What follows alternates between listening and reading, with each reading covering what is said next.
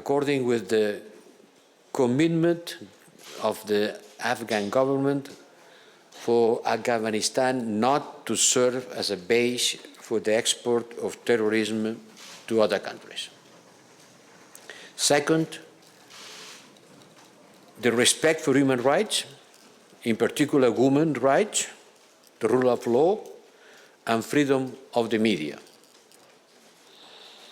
The third benchmark will be the establishment of an inclusive and representative transition government through negotiations among political forces in Afghanistan. So Josep Borrell speaking there at a meeting of EU foreign ministers in Slovenia, which holds the rotating presidency of the bloc.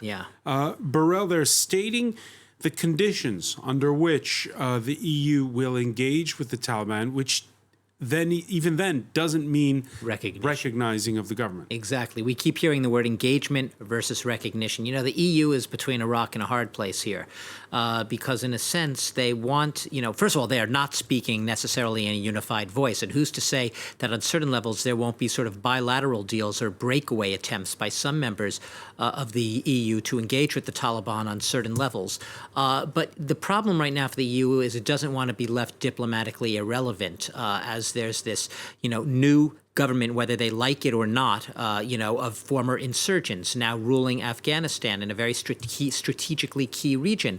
And the EU sees the plays being made, the diplomatic power game plays being made by China, really, is right up there. Russia as well, which is doing business with the Taliban, more perhaps in its national security interests in order to protect the Central Asia as a buffer against extreme terrorists.